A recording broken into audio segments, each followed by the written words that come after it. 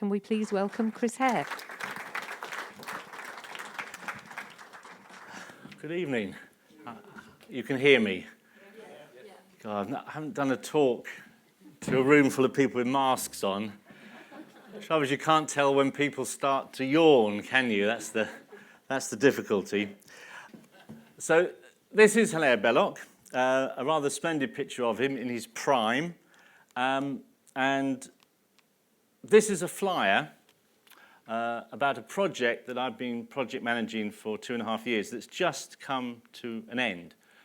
Belloc, Broadwood and Beyond. Hilaire Belloc on the left, Lucy Broadwood on the right.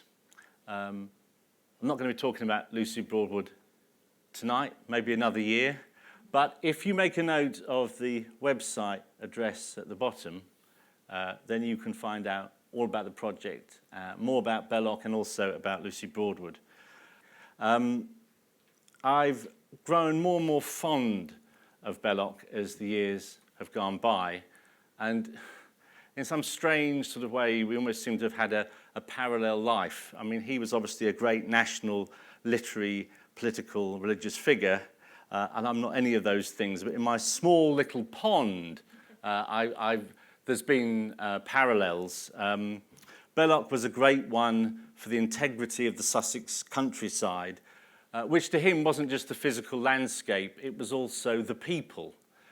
When he saw a landscape, he realised that landscape had been created by people. You know, there aren't natural wildernesses in Sussex. Every landscape form you see has been created by people. And he always got the connection.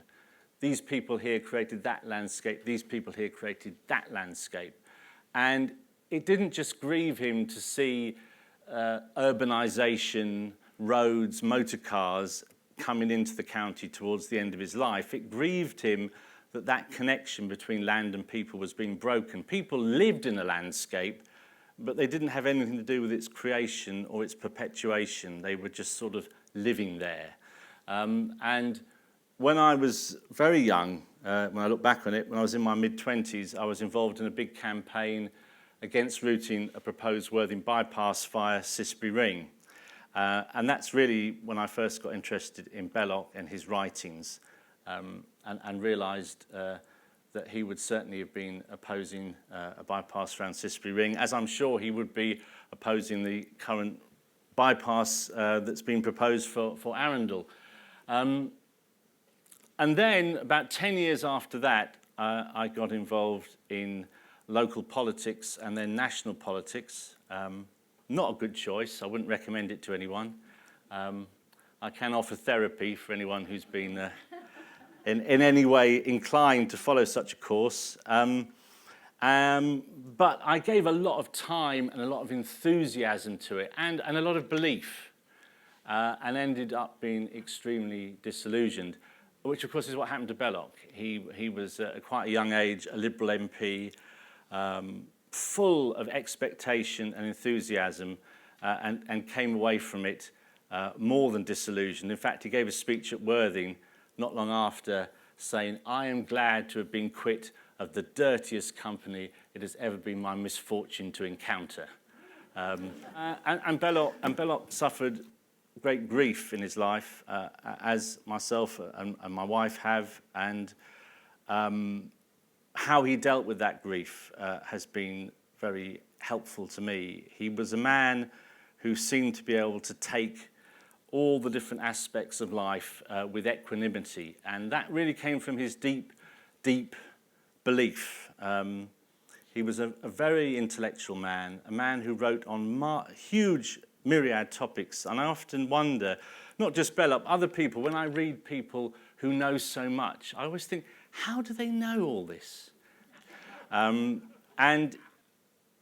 some of his books stand the test of time, some don't. At one point in his career, he was just dictating books off the top of his head, no reference to notes or anything, which is why they're a bit samey. And there's a marvellous story about Belloc being on a railway journey in around about 1930. In those days, of course, there were compartments, weren't there, on trains, not like they are now. And the man opposite him was supposedly reading one of his books. And he said, "Excuse me, how much did you pay for that book?" And he said, "Oh, £0.50. Here's £0.50, absolute rubbish," and threw it out the window of the train. And he used to say, "I write to keep my family in pearls and caviar," which again was a slight exaggeration, but not entirely wrong. But he got through life, through personal loss and tragedy, through all this intense political debate and venom. He was involved in exposing the Marconi scandal just before the First World War.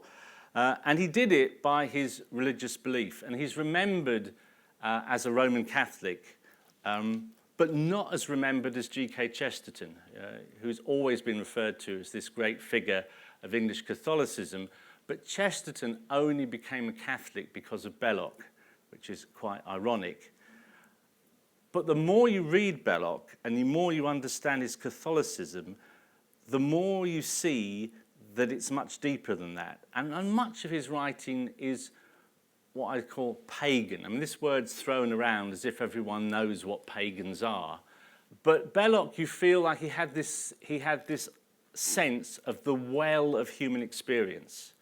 That his love of history was that one human life is so short, what can you learn from that? But if you go back and go across the entire centuries and millennia of human existence, how much more you can learn from that. And what you learn most from is the spiritual, mystical experience of humanity.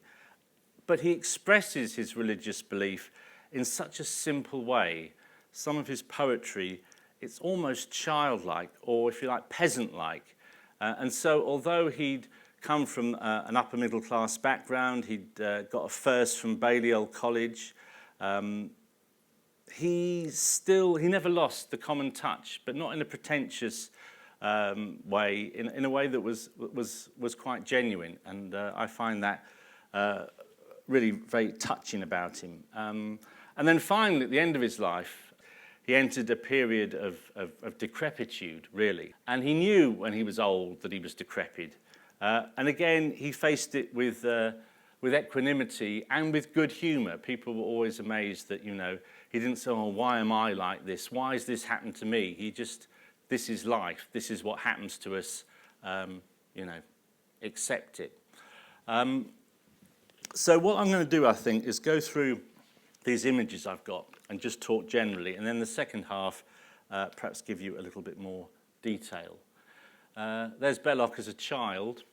He was born in 1870 in a village outside Paris to a French father and an English mother. As a very small baby, really, or small child, everyone in the family said that he was such a loud, crying child that he was called Old Thunder. But within 2 years of his birth, huge political events had taken place and huge family events had taken place that shaped him for the rest of his life. His father died only in his mid-40s when Belloc was, I think, about 18 months, 2 years old. And then the Franco-Prussian War broke out. France was defeated, France was humiliated, Napoleon III was overthrown, and then within Paris there was revolution, the Paris Commune, which was crushed with great severity, and 20,000 communards were summarily executed. So at the same time in Britain you had unemployment riots, and a couple of people died from being hit over the head by police truncheons. That's the difference of the two experiences of the two countries' history. So Belloc inherited, breathed in the history of France. But after that, all those knocks, his mother, his English mother, not surprisingly, decided it was time to leave France and come back to England. In fact, that's his mother, Elizabeth Belloc, Elizabeth Parks, as she was, Bessie Parks. She came from a long line of English radicals and reformers. And there she is, probably about the time that all these events I've just described happened. And she came back to England. And she had money. she managed to get some money out of France, and on returning to England, a friend of hers, who was a city investor, a financier, said, "Don't worry, I will invest your money and you'll get a good return," and it all got lost. Now, these things shaped Belloc's view of the world. He had a fear of revolution, that violent revolution, however justified it was, and in all his writings, he always said, you can understand why the poor revolt against the rich. Why wouldn't they? They suffer continual injustice and hardship. But the point is, what is the consequence? And the consequence is that new tyrants take power, and the poor and downtrodden are just poor and downtrodden by somebody else. And that you need this spiritual renewal to actually get a better society. So he was implacably opposed to Bolshevism and the Russian Revolution when it came about. But he was also, of course, implacably opposed to capitalism and city financiers that had ripped his mother off. So when people read Belloc, they get very confused. Oh, this man seems a very arch-conservative reactionary. Oh, this man seems like a revolutionary.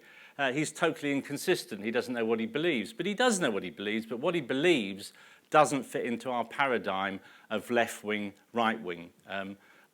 So Belloc grew up in a distressed situation from his point of view, and he grew up at Slindon. Now, this is where we have to remind ourselves how attitudes to property and where you live in the country have changed in the last 150 years. Today, of course, if you've got money, you buy a nice house in a West Sussex village, which costs you a huge amount of money. But 150 years ago, even in their money, there'd be no cost. Why would anyone want to live in the middle of nowhere? People wanted to live in the West End of London, or maybe people wanted to live on those terraces on Brighton seafront. But the popularity of living in the countryside, if you'd got money, was something that came about during Belloc's lifetime. But in the 1870s, it hadn't really gathered pace. So his mother was able to rent a property in Slindon during the time he was growing up. It was a nice lifestyle, but as far as she was concerned, in comparison to her contemporaries, it would have been quite a poor lifestyle. So Belloc grew up in Slindon, and remember, don't think of the Slindon today that you know. It's the Slindon of 1870s. They're people who are living there are rural labourers. But this boy used to wander off on his own, walk up on the downs, look over to the Weald, look out to sea. This is Belloc as an undergraduate when he was 20 years old, and down the bottom with his great friend, Lord Basil Blackwood. So by getting into Balliol, of course, he was up there again with the cream of society, both, property-wise and intellectually. But Belloc started university late. And the reason he was late going to university was because he fell in love with Elodie Hogan, who became Elodie Belloc. This is her when she's about 40. They met when they were both about 19. She was accompanying her mother. They lived in California, but as the name suggests, they were an Irish family living in California. And the two young people were clearly taken with each other. Elodie and her mother went back to California, and Belloc suddenly decided, this is the woman I have to marry. So he just got on a boat, sailed over to America, and then walked and got lifts all the way over to California, staying at farms. He was quite a great, well, not great, but he was a very capable artist, and he'd do little sketches for the farmers he stayed with in lieu of payment. He got all the way over to California, only to be told that Elodie had gone into a convent to follow the life of a nun, and came back to England again. And when he arrived in England, there was information that she'd left the convent. So then he went back with his mother, which would have been a much better journey, a lot less arduous, and an agreement on marriage was reached, and they did indeed marry. But this romantic diversion with the woman who would become the love of his life meant that he went to Balliol 2 years later. Now, of course, when you're that age, the difference between 18 and 20 is significant, isn't it? But it was even more significant because Belloc had lived such a life. You know, his whole French background, his English upbringing, and then this extraordinary journey to America. No other 18, 19-year-old undergraduate could match that. So he had great presence, and he was looked up to as someone, you know, who should be listened to, which is probably why he became president of the Students' Union. So that's an earlier picture of her, 1896, so she'd only be in her mid-20s at that time. They had 5 children. This photograph is probably taken around about 1910, 1912, I should think. And so 12 was the most children they had because Elodie died tragically young, which I'll come back to. And 2 of those boys were to die, one in the First World War and one in the Second World War, hence the tragedy I was alluding to earlier. But as we've got the picture of the children up there, now is probably the moment to refer to what Belloc is probably best known for, children's nonsense verse. And the one that's always been quoted is, you know, never leave a hold of nurse for fear of finding something worse, which is often referred to in political terms. And the other one that's often mentioned is Matilda, who told such dreadful lies and burned to death in terrible agonies, which you may be familiar with. But I'm not going to read either of those because you know them far too well. So I'm going to read a couple of others which show his sense of fun. Of course, they're the sort of poems that most people go, this isn't appropriate for children, but children love this sort of stuff. So, George, who played with a dangerous toy and suffered a catastrophe of considerable dimensions. When George's grandmamma was told that George had been as good as gold, she promised in the afternoon to buy him an immense balloon. And so she did. But when it came, it got into the candle flame and, being of a dangerous sort, exploded with a loud report. The lights went out, the windows broke, the room was filled with reeking smoke, and in the darkness shrieks and yells were mingled with electric bells, and falling masonry and groans, and crunching as of broken bones, and dreadful shrieks when, worst of all, the house itself began to fall. It tottered, shuddering to and fro, then crashed into the street below, which happened to be Savile Row. When help arrived, among the dead were Cousin Mary, little Fred, the footman, both of them, the groom, the man who cleaned the billiard room, the chaplain and the still room maid, and I am dreadfully afraid that Monsieur Chapillon the chef will now be permanently deaf. And both his aides are much the same, while George, who was in part to blame, received, you will regret to hear, a nasty lump behind the ear. The moral is that little boys should not be given dangerous toys. And Henry King, which is just the sort of poem to give a child lovely nightmares. Henry King, who chewed bits of string and was early cut off in dreadful agonies. The chief defect of Henry King was chewing little bits of string. At last he swallowed some which tied itself in ugly knots inside. Physicians of the utmost fame were called at once, but when they came, they answered as they took their fees, there is no cure for this disease. Henry will very soon be dead. His parents stood about his bed, lamenting his untimely death, when Henry, with his latest breath, cried, "Oh, my friends, be warned by me that breakfast, dinner, lunch and tea are all the human frame requires." With that, the wretched child expires.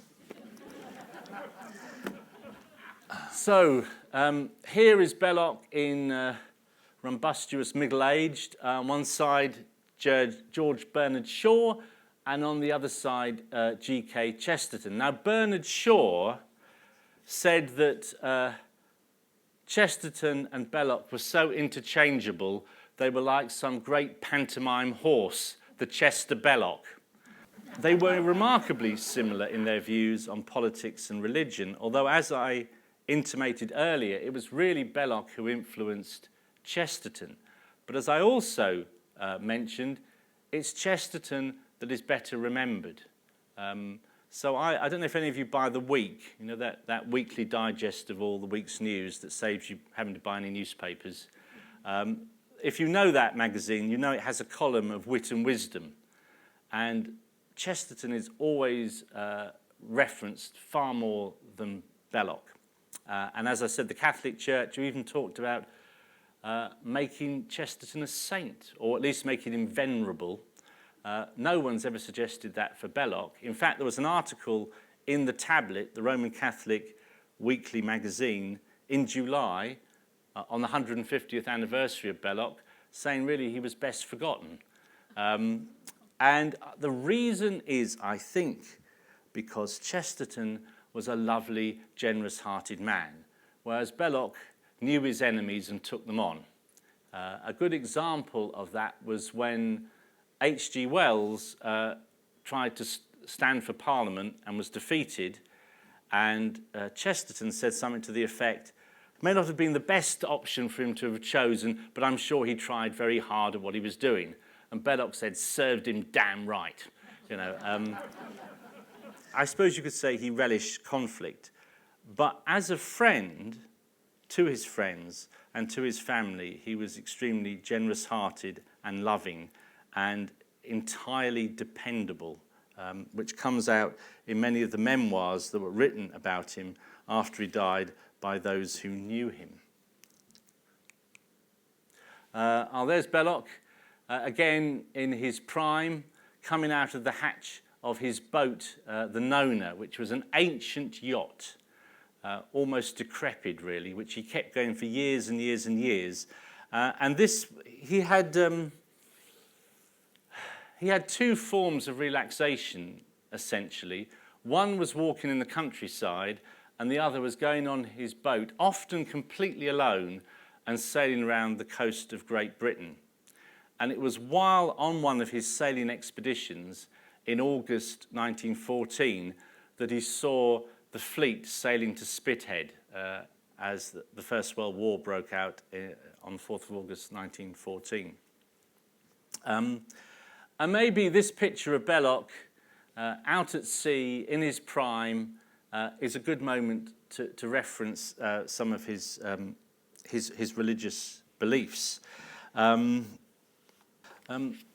So I said, you know, his religious belief was really quite simple and quite peasant-like. And in his book, The Path to Rome, that I'll be talking about a bit more in a moment, when he walked on foot to Rome, obviously he didn't walk across the Channel, he wasn't that miraculous, but all the rest of it he walked.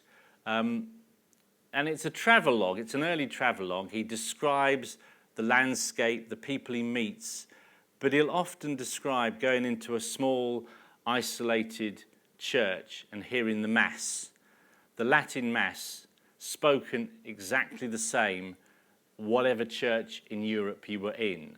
And that gave rise to his oft-repeated motto, "Europe is the faith and the faith is Europe." That, it was Catholicism that bound Europe together, and if Catholicism started to unravel, Europe would start to unravel. But this I think sums up his Catholicism, and it's called In a Boat, appropriately. And I should point out that he often got into great trouble on his boat, and was nearly drowned off Bardsey Island, off the Lynn Peninsula in North Wales, which is having crossed over to Bardsey Island several times, in good conditions, I can tell you, the boat gets pretty bobbly up and down because of the way currents meet, and he almost completely came a cropper. So it may have been that incident off Bardsey that caused him to write this poem. Lady, lady, upon heaven height, above the harsh morning in the mere light, above the spindrift and above the snow, where no seas tumble and no winds blow, the twisting tides and the perilous sands upon all sides are in your holy hands. The wind harries and the cold kills, but I see your chapel over far hills. My body is frozen, my soul is afraid. Stretch out your hands to me, mother and maid. Mother of Christ and mother of me, save me alive from the howl of the sea. If you will mother me till I grow old, I will hang in your chapel a ship of pure gold. Or this poem, The Birds. When Jesus Christ was 4 years old, the angels brought him toys of gold, which no man ever had bought or sold. And yet with these he would not play. He made him small fowl out of clay, and blessed them till they flew away.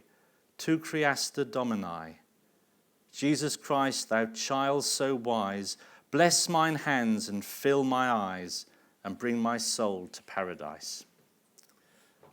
But then you get these poems that seem to be, as I say, more pagan. And perhaps pagan isn't the right word, perhaps more of nature, referencing nature, the power of nature, and the mystery of nature. And this is a poem called The Moon's Funeral. Is it about the fact that the moon waxes and wanes? Is it about the fact that the old beliefs are disappearing? You can take it in many ways, but it's a very ethereal poem. The moon is dead, I saw her die. She in a drifting cloud was dressed. She lay along the uncertain west, a dream to see. And very low she spake to me. I go where none may understand.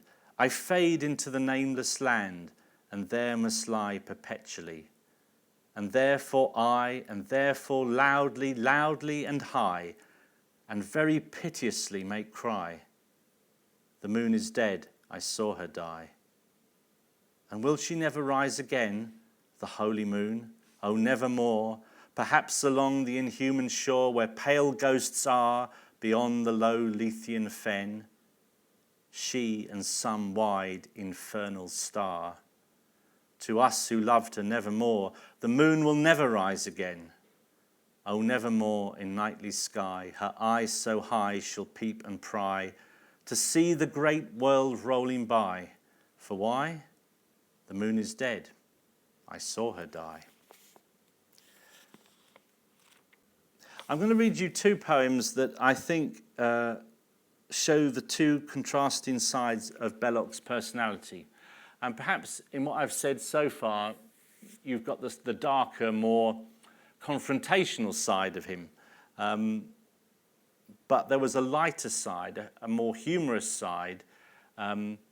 He was never able to take himself seriously for too long without poking fun at himself. And that's a pretty good rule of thumb in life, I think. So the first poem, and they're both short, I think this sums up his religious sense, his spiritual sense, and I think the poem shows how in himself it connected to the political. It's called The Poor of London. And the second one is called Lift Up Your Hearts in Gumber.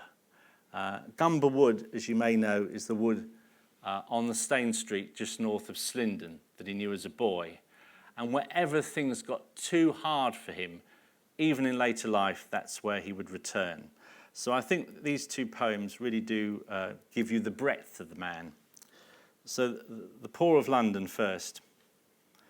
Almighty God, whose justice like a sun shall coruscate along the floors of heaven, raising what's low, perfecting what's undone, breaking the proud and making odd things even. The poor of Jesus Christ along the street, in your rain sodden, in your snows unshod. They have no hearth, nor sword, nor meat, nor even the bread of man, Almighty God. The poor of Jesus Christ, whom no man hears, have waited on your vengeance much too long. Wipe out not tears but blood, our eyes bleed tears. Come smite our damned sophistries so strong, that thy rude hammer, battering this rude wrong, ring down the abyss of twice 10,000 years. So you definitely need an antidote to that. Lift up your hearts in Gumber, laugh the Weald, and you, my mother, the valley of Arun sing. Here am I, homeward from my wandering. Here am I, homeward, and my heart is healed. You, my companions, whom the world has tired, come out to greet me. I have found a face more beautiful than gardens, more desired than boys in exile love their native place. Lift up your hearts in Gumber, laugh the Weald, and you, most ancient valley of Arun, sing. Here am I, homeward from my wandering. Here am I, homeward, and my heart is healed. If I was thirsty, I heard a spring. If I was dusty, I found a field. If you go to Shipley, where Belloc moved in 1906 to Kingsland, and he remained there until his death in 1953, and the house is still in the family. His great-grandson still lives in the house, and as part of the Belloc Broadwood project, we put an information board, an all-weather information board up, not far from the house, and that's the picture we chose to put on it, because that's how Belloc was not long after he purchased the property. And there's Hare Windmill. No, it's not Hare Windmill, it's Shipley Windmill. Shipley Windmill, which is the windmill that was attached to his property and is still owned by the family. And the picture below is Belloc when he was a Member of Parliament with his bailiff Laker, who was responsible for the farmland. And he had quite a lot of farmland and woodland as well around his estate. So I think I'll conclude this half by just mentioning something about his political career, which I have touched on. And I referenced the speech he gave at Worthing when he left politics, when he was more than disillusioned. But even when he was elected in a way that showed his personality very strongly. He came in the great Liberal landslide of the general election of December 1905, and that Parliament assembled in January 1906. It was one of the great reforming governments of British history. It's equal, I think, to Attlee's 1945 Labour government or Thatcher's 1979 Conservative government. Huge amount of change in a short number of years. And Belloc was chosen for the marginal seat of Salford South, which was a mixed constituency in terms of culture, ethnicity, and religion. So there were Lancastrian nonconformists living there, but there was also quite a large population of Irish Catholics. So Belloc's agent said, the main thing in this election is to steer clear of religion. It won't get you any favours. So now this was an era, seems amazing now, doesn't it, that at general elections, when there were public meetings, they were packed. You know, you think the recent general election, they have all those people who are paid to stand there looking gormless, don't they, on TV behind the political leaders, holding up placards. No real people. But in general elections, before the First World War, vast numbers of people turned out to political meetings, and the candidates were mobbed by supporters and had mud and worse thrown at them by opponents. during his election, Belloc and his wife went round on a horse and carriage, well, an open carriage, and they were so covered in dirt and other filth when they got home, they had to take off all their, had to change all their clothes. I mean, that was the election in those days. So if you imagine an election, you've got a room like this, but probably much, much larger, packed with people, not all of whom would have been sober, some of which who were prepared to take physical action against politicians they didn't like. It's a finely balanced constituency. Belloc's told, steer off religion, so he gets up here and he takes out of his pocket a rosary. And he says, this is a rosary. I tell these beads 6 times a day, and if you reject me on account of my religion, I shall think I have been served very well. And silence followed by huge applause. It's also said that he paid little boys to write graffiti on the walls, saying that the last thing they wanted in Salford was a foreigner and a Frenchman and a Catholic. And he thought, that may or may not be true. But he was elected with a majority of about 200 or 300, so it was very close. And Belloc was absolutely exhausted by all the public speaking he'd done, and he came down, and groups of Irish women came up and hugged and kissed him. It's described, he was just exhausted, and these women going, "Oh, God bless you, God bless you." Can't imagine anyone doing that to any of our politicians today. I'm going to do a song that Belloc wrote as a poem, and then he put music to it. The song's Hanukkah Mill. So Shipley Windmill was next to his house at Shipley, where he lived from 1906 to his death in 1953. Hanukkah Windmill, of course, is close to Slindon. So he knew that windmill as a boy, and often as a boy he'd walk up the hill and sit by the windmill. But by 1914, it was disused. And there was a great storm, and that was the same storm that collapsed Worthing Pier, by the way. And the windmill partly collapsed. And just so happened on that day that Belloc was driving down to see his mother at Slindon. And he saw this windmill in this ruined condition and broke down sobbing uncontrollably and wrote this poem. And there are some people who believe, and I think Belloc himself believed, that it was a premonition of terrible things to come. Because within a year, his wife would be dead from cancer, aged 44. His eldest son would die in the First World War, and of course the First World War itself, with all its death and destruction, and the acceleration of social change in England.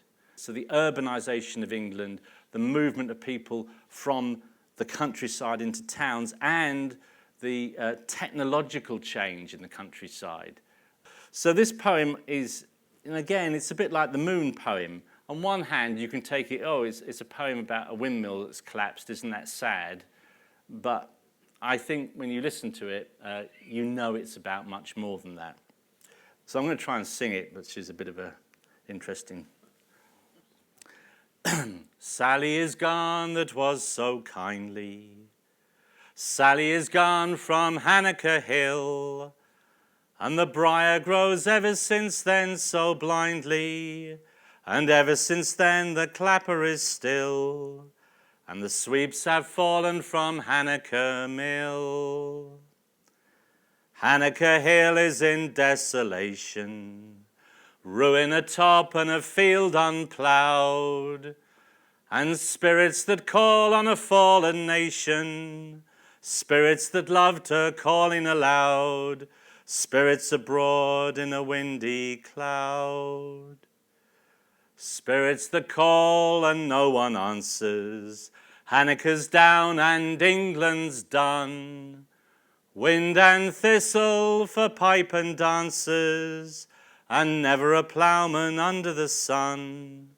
Never a ploughman, never a one. I did a lot of time rereading and thinking about Belloc's book, The Four Men, which is now, this was a reprint from the 1980s. It's now out of print again. No, but you can usually get a copy quite easily of one of the older editions. It's quite a hard book to read because you need to know a lot about Belloc and his sense of humour. You can read one bit and think, what's this about? And then you realise it's supposed to be funny, but you have to, without the background, without understanding the religious and political debates of the time, it can get a bit confusing. But before I talk about The Four Men, I'm going to talk about his earlier book, The Path to Rome. So The Path to Rome was published in 1902 when Belloc was only 32. And I'm just going to read you one extract because it comes back again to the essence of the man, what he really felt and what he really believed. So even at that comparatively young age, it was solidifying in his mind. And I think the whole book really is focused on this short description.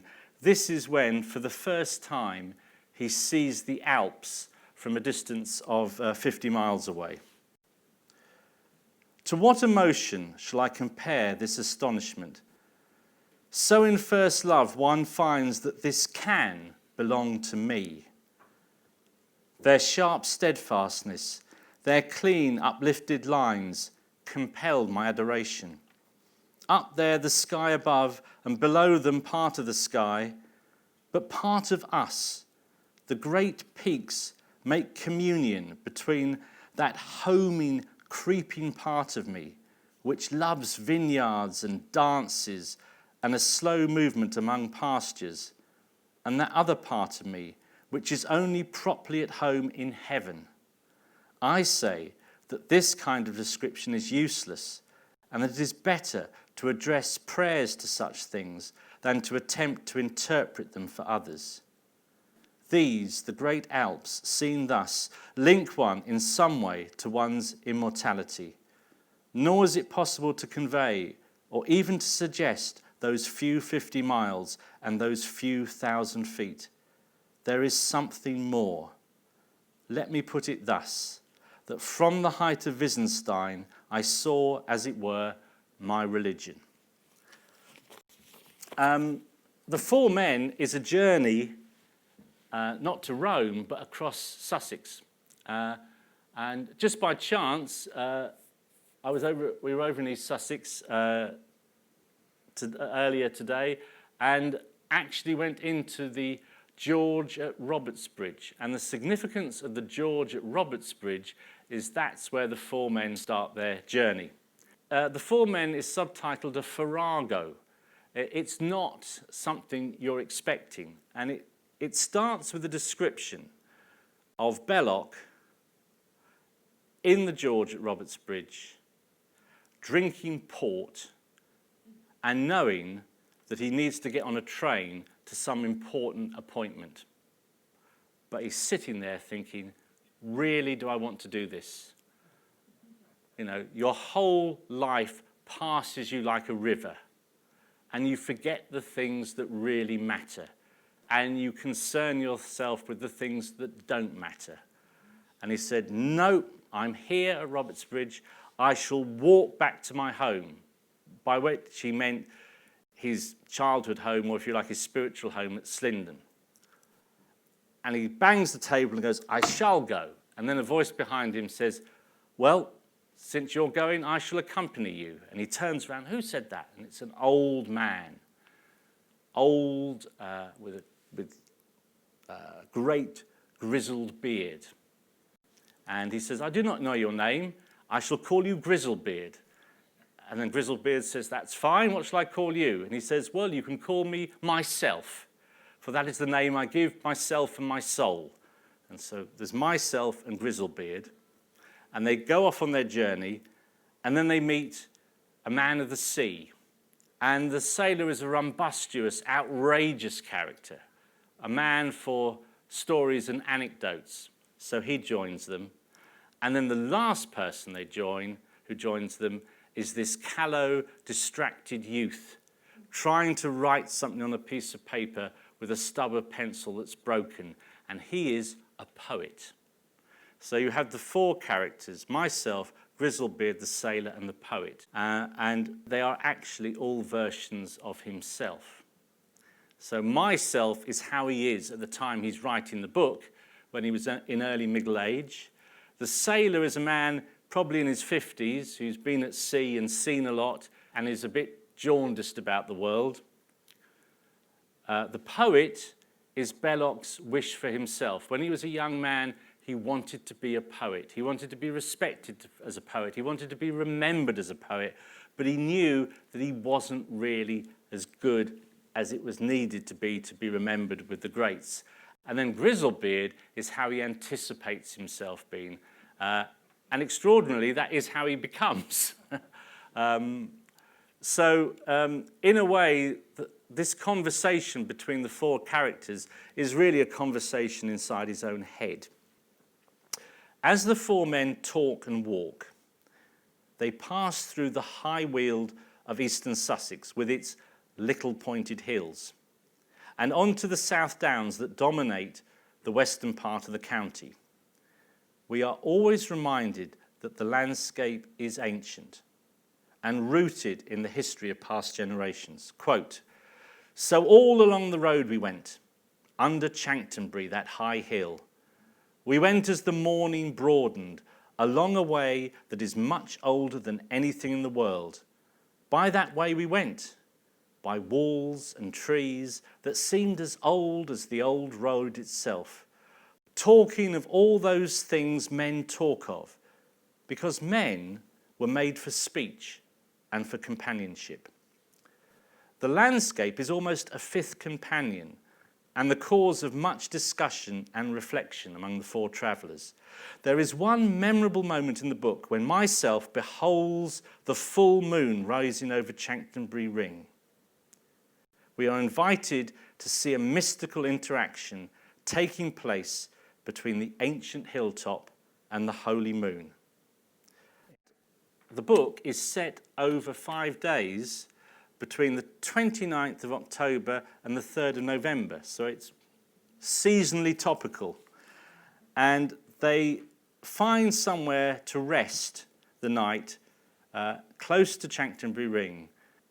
And so the book starts.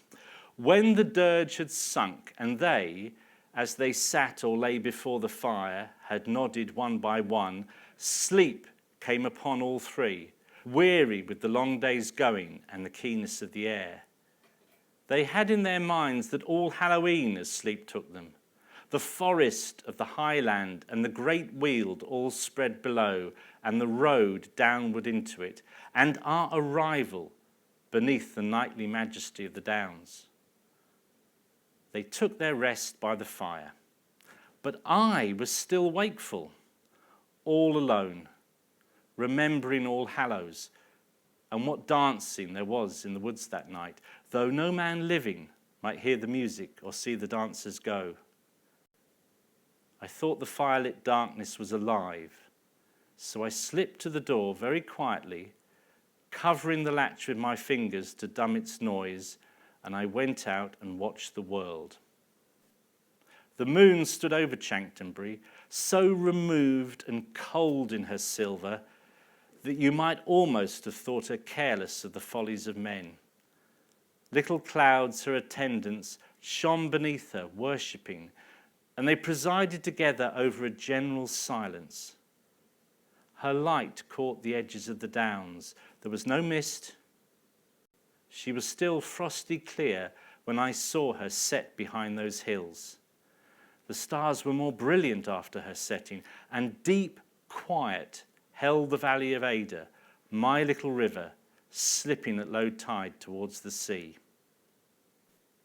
When I had seen all this, I went back within doors as noiselessly as I had come out, and I picked through the sleepers to my own place, and I wrapped myself in my cloak before the fire. Sleep came at last to me also, but that night dead friends visited me in dreams. So the beloved landscape was indeed a home to Belloc, a spiritual as well as a physical home. As they approached the end of their journey, they stopped one last time to drink and sing in a country inn.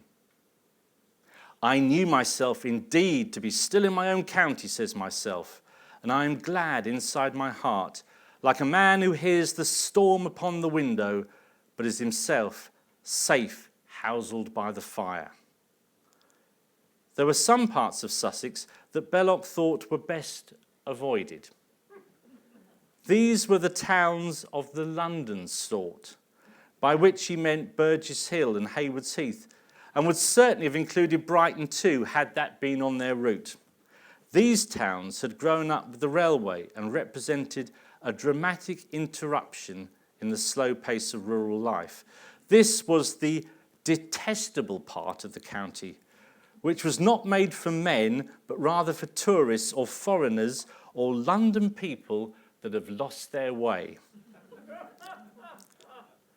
The sky above the landscape is also a recurring theme in the book, particularly the sky at dusk, a vivid sight full of departure and of rest.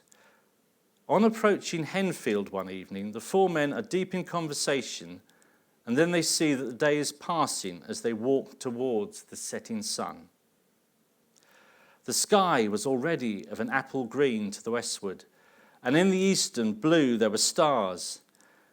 There also shone what had not yet appeared on that windless day, a few small wintry clouds, neat and defined in heaven. Above them the moon, past her first quarter, but not yet full, was no longer pale, but began to make a cold glory. And all that valley of Ada was a great solemn sight to see as we went forward upon our adventure that led nowhere and away. To us four men, no one of whom could know the other, who had met by I could not tell what chance, and would part very soon forever, these things were given. All four of us together received the sacrament of that wide and silent beauty, and we ourselves went in silence to receive it. The philosophy of the four men finds its expression in the landscape, where the spiritual and the everyday come together as one. If a man is part of and is rooted in one steadfast piece of earth, which has nourished him and given him his being, and if he can on his side lend it glory and do it service, it will be a friend to him forever, and he has outflanked death in a way. The elemental forces of life that cause philosophers to pause and consider at length could, for Belloc, be summed up in a simple domestic chore such as the boiling of a kettle. I woke next morning to the noise, the pleasant noise of water boiling in a kettle. May God bless that noise and grant it to be the most sacred noise in the world. For it is the noise that babes hear at birth, and that old men hear as they die in their beds.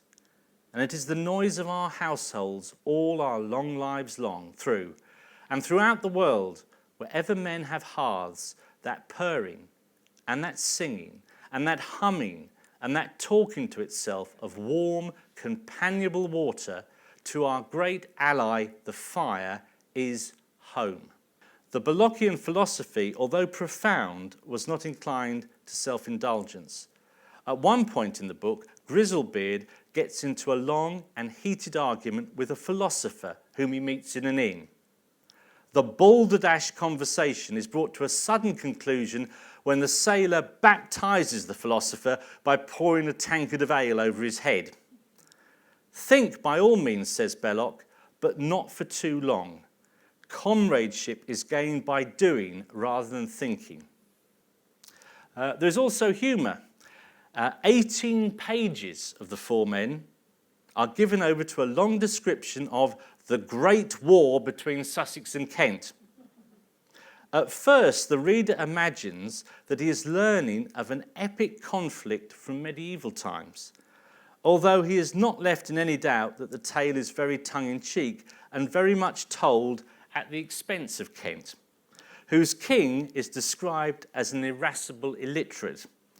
However, the age of knights and armour is soon dispelled, as Myself describes how the men of Sussex belaboured the men of Kent with ash sticks and herded them down to the level crossing over the railway at Brede, where the little man in the green corduroy who kept the level crossing allowed them to cross, the Sussex men sending the men of Kent scattering in all directions. The war, we are told, all came about because the Kentish folk had purloined a Sussex song and called it their own. A grave offence. I came across a letter in the West Sussex Gazette from the early 1950s, and it's a really interesting correspondence, actually. It went on for many weeks about Sussex identity and the decline of Sussex dialect and Sussex traditions. And of course, the people who were writing letters in the 1950s were people who'd been born in the 19th century.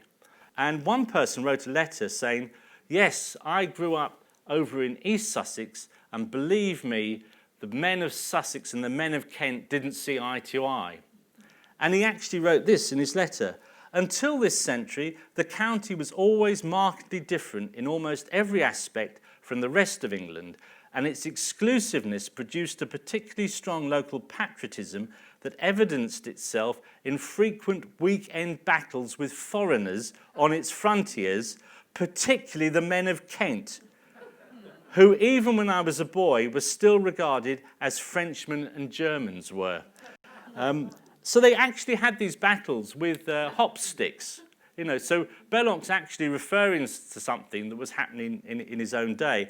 And when I did a book about 20 years ago based on the articles of Lawrence Greyburn, who was a West Sussex farmer near Burpham, in his notebook he describes how once a year the lads of Burpham would meet up with the lads of Arundel and have a pitched battle by the banks of the Arun. With sticks, and it went on and on and on and on. It almost seemed to be like a safety valve, you know, for excessive youthful testosterone. The main humour in the book is found in the dialogues between the sailor and the poet, with the former deprecating the poet's verse while praising his own efforts in this regard. After lamenting one of the poet's lyrical efforts, the sailor declares that he must be a vegetarian, and that, like most men of your luxury, he was probably afraid of his body, which was, the sailor noted, a lanky thing. To which Myself added a denunciation of all water drinkers also, and caterwauling outers and turnip mumblers, enemies of beef, treasonable to the immemorial ox and the traditions of our human kind. Another exchange sees the penniless poet mocked for his penury as the four men sit down to eat and drink in another Sussex inn. The poet, in the matter of eating and drinking, I am with you all. But in the matter of pain, I differ from you altogether, for I have nothing. Myself, how is this, poet?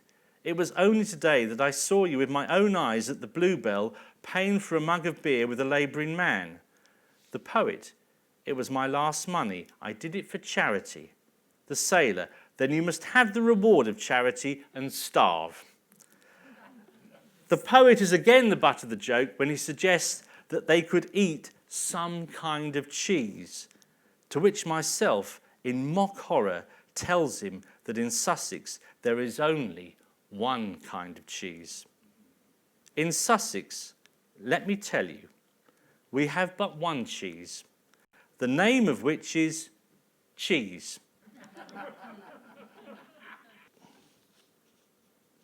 There are many personalities that appear in The Four Men. There's Peter the politician, who tries to sell his soul to the devil. And the devil says, we have rather a glut of these at the moment.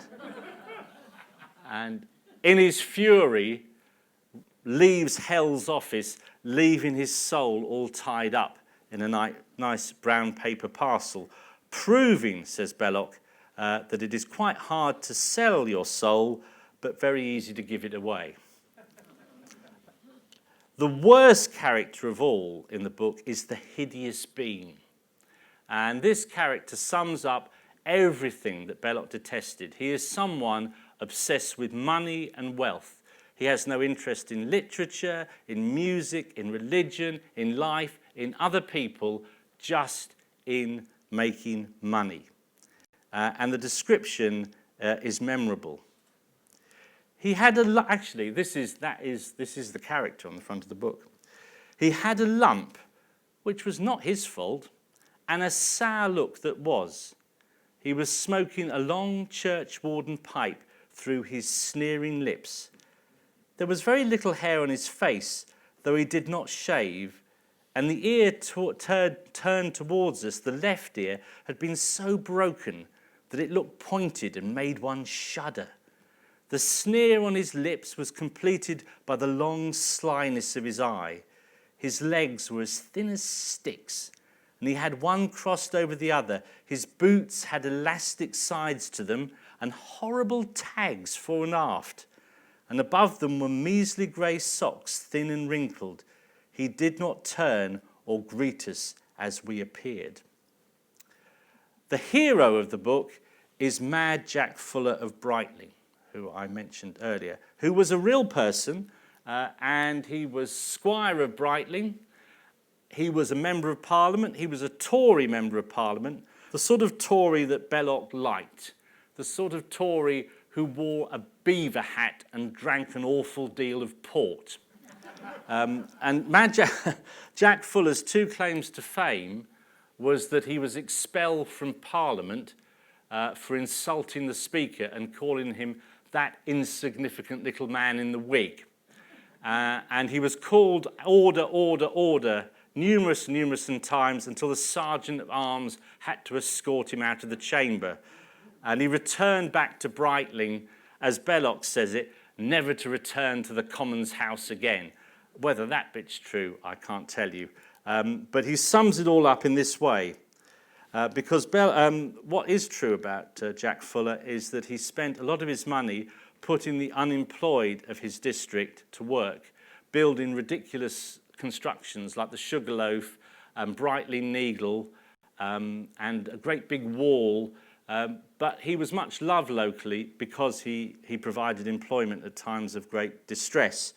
And Belloc sums it all up. He spent all his great fortune upon the poor of Sussex and his own parish, bidding them drink deep and eat hearty as being the habit's best preservative of life, until at last he died. There is the story of Fuller of Brightling, and may we all deserve as well as he. At the end of the four men, it seems as if myself's travelling companions may not have been ordinary men at all, but spirits or conjured up aspects of Belloc's own personality. But as I walked along, I looked furtively, first to one side and then to the other, and it seemed to me, whether from the mist or whatnot, that they were taller than men, and their eyes avoided mine.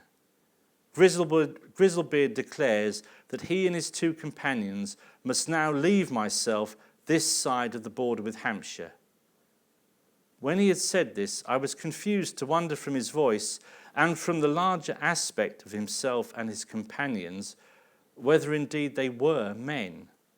Myself strains his eyes in the mist, and as he watches them disappear into the enveloping mist, he walks bereft, high up into the downs, and writes poetry to ease his mind, concluding, "So therefore, though myself be crossed, the shuddering of that dreadful day, when friend and fire and home are lost, and even children drawn away, the passer-by shall hear me still, a boy that sings on Duncton Hill." Relieved by this poetical release, myself heads southward through the gathering darkness to his home. It is clear that this home is the home to be found after death, as well as a physical home, and as such is a comfort to both the writer and hopefully his readers too. So there's Belloc at 40, and there's Belloc not much more over 50. Now, the impact, not just of the death of his wife, not just the death of his son, but also he was a prolific writer in the press during the First World War. And he wrote, "I lied damnably in the interests of my country." In other words, he wrote propaganda, which was against his spirit, but did so in the belief that England needed to win this war, and defeat by Prussian militarism would be a disaster. There are several biographies of Belloc. There's Robert Speight's original biography, which I think is still the best. Ian Wilson's book, Joe Pearce's book, and various little essays and memoirs. But I think if you really want to understand Belloc, the best book is this one, J.B. Morton's memoir of Hilaire Belloc. And if the name J.B. Morton isn't familiar to you, you may remember Beachcomber, who wrote a column in the Daily Express for 60 years. Morton himself had suffered terribly as a soldier in the First World War, and today we would say he was suffering from post-traumatic stress syndrome. Back then they called it shell shock. And Morton coped by being a humorous figure and writing humorous columns. He befriended Peter Belloc, Belloc's youngest son, and through Peter Belloc he met Hilaire Belloc, who really helped him through the trauma he was experiencing. And there's so many anecdotes in this book, and the book is so well written. And what strikes me is how poorly things are written today. And Morton has left some great descriptions of Belloc, and I'll just read to you a few. Morton's description of Belloc when Belloc was in his 50s. To get a picture of him on such occasions, one must see a square-shouldered, thick-set figure, dressed in black broadcloth, black hat, black tie and stiff collar. He carries a very old portmanteau. His pockets are stuffed with papers. He moves rapidly with an aggressive half-run, half-walk, his feet shuffling along the ground. He will be cursing as he goes along, but in the merriest fashion. But my happiness in his friendship was based on something more important than community of interest, on the man himself. You could disagree with him. You could be annoyed or fatigued, but you could never be bored. He kept you at your highest potential, physically and mentally. He whipped you up the whole time, transmitted his enthusiasm, and entertained with a mixture of learning, wit, wisdom, and fun. Belloc had a virtue of humility. He had pride, but no vanity. It was his conviction that it is ridiculous to be conceited about a good poem or a majestic piece of verse, because the writer is only the tool used to produce a certain effect. Inspiration comes to him from outside himself, not from within. He was grateful for praise, but when it was fulsome, he treated it as a joke.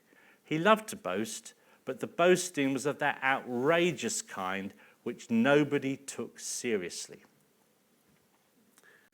This is the Nona, which was his boat on which he loved to sail. One of his books I like the most is The Cruise of the Nona. And this really is like a sort of journal or diary he kept when he was on board his boat. And he comments about many, many things, not just about sailing and the sea, but about life, his friends, his regrets, his losses, his hopes, his expectations.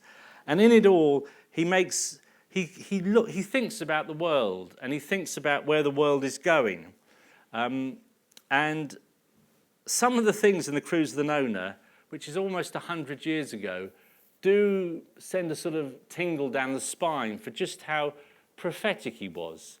So at one point he says, well, you know, everyone's getting very worried about Bolshevism and fascism, but these are just products of our time. They'll soon pass, they'll soon disappear. You know, don't be too worried about them. They think they're of the moment, but Tyranny cannot be sustained indefinitely, was his memorable phrase. Why, he said, is no one talking about the burning flame of Islam? In the 1920s, that would have seemed an idiotic statement. And he says, everyone assumes that religion will be displaced by scientific knowledge and awareness. I don't believe it. And I think that you will see a resurgence of Islam, and you'll either see a resurgence of Christianity or you'll see a withering of Christianity, in which case it will be replaced by something deeply unpleasant. And G.K. Chesterton, about the same time, said, as soon as people stop believing in God, they'll start believing in anything. Well, you only have to go on the internet, don't you, for half an hour to look at these insane conspiracy theories. And some people I know online who believe this stuff, and you just think, oh my goodness, how can you believe this stuff? But I think people need to believe in something greater than themselves. And if you take away the belief system that was there for centuries, the void just gets filled with very, very bizarre stuff. Belloc anticipated this. He said of the man of the future, he begins to make a new religion and a new mythology for himself, to talk of the ascent of man. He thinks himself a summit and a glory, and at the same time he rids himself of morals. It will be interesting to see the end of this process. And he spoke in the 1920s about the British Empire, and he spoke about the rise of America in the way that now, 100 years later, seem very, very correct. What really turned him against the British Empire was the Boer War, when he said the only reason the Boer War's been fought is for gold mines and diamond mines. And in The Cruise of the Nona, he wrote, the old idea of alien races once being so easily governed has fallen into disrepute. The vulgarians who invented this music hall cry of empire now suffer the vacillation and the increasing peril into which their own base bullying has led them. They must live a little longer to drear their weird and learn what happens to those forms of pride which have not even the merit of dignity. On America, there's an awful lot to say. What I do, I haven't got time to go in to read all this, but it's interesting, isn't it, how people are talking now about what children should be taught in schools about English history and what really happened.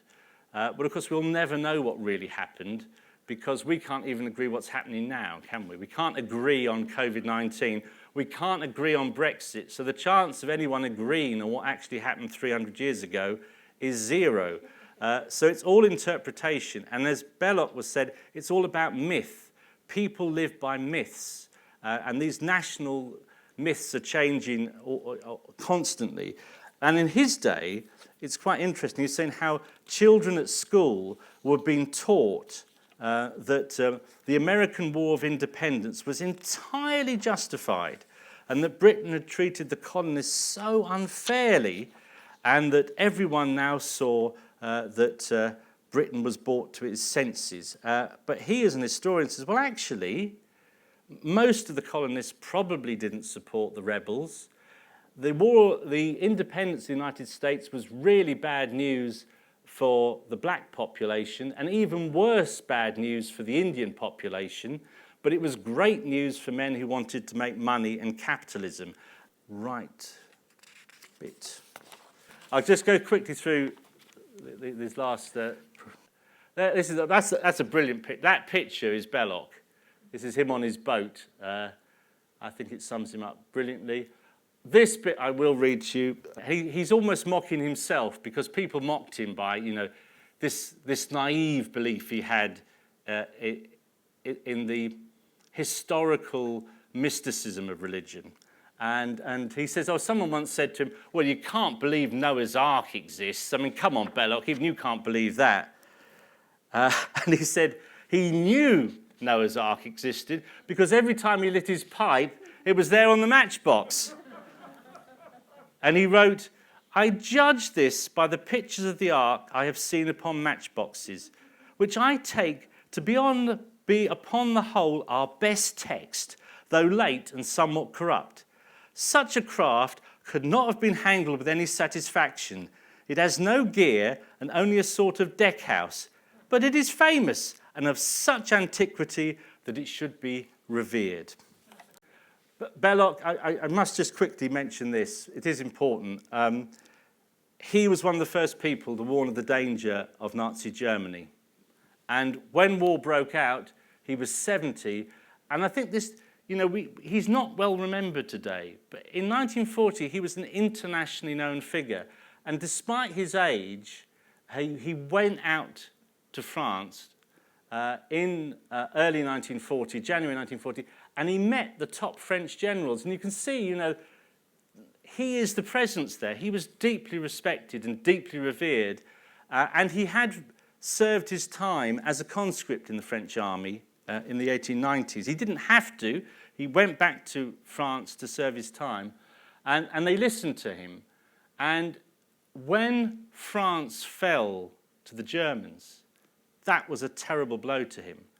But when Marshal Pétain, one of his great heroes, collaborated with Hitler, it absolutely broke him. He could not believe that such a thing had happened.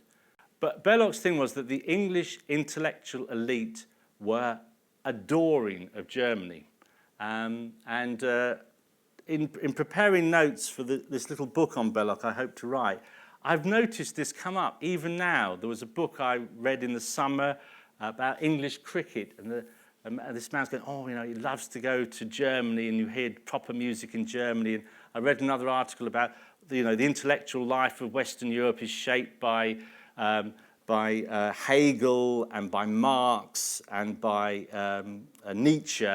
And I think even now, he of course saw the great alliance between England and France. Anyway, I know time's running out, so but I will end with a song. If Sussex ever needed a national anthem, UK's splitting up, isn't it? The North's going to be independent, Scotland's gone, Ireland's gone, Wales gone. So when the Democratic Republic of Sussex is declared, we can either have Sussex by the sea, but that's a bit too biased to the sea, so I think this should be our national anthem, Belloc's song. On Sussex hills where I was bred, when autumn lanes in rains run red, when Aaron tumbles in his bed, and busy great gusts go by, when branches bare in Burton Glen, and Berry Hill is whitening then, I drink strong ale with gentlemen, which nobody can deny, deny, deny, deny, which nobody can deny. In full November off I go, to push my face against the snow, and watch the winds where'er they blow, because my heart is high. Till I settle me down in Stenning to sing of the women I met in my wandering, and of all that I mean to do in the spring, which nobody can deny, deny, deny, deny, deny, deny, which nobody can deny. Then times be rude and weather be rough, and fortune's tout and something stuff. We are the proud South Country stuff that never can have good ale enough, and do this chorus cry. From Crowborough top to Ditchling down, from Hurstpierpoint to Arundel town, the girls are plump and the ale is brown, which nobody can deny, deny, deny, deny, deny, deny. If he does, he tells a lie. Thanks.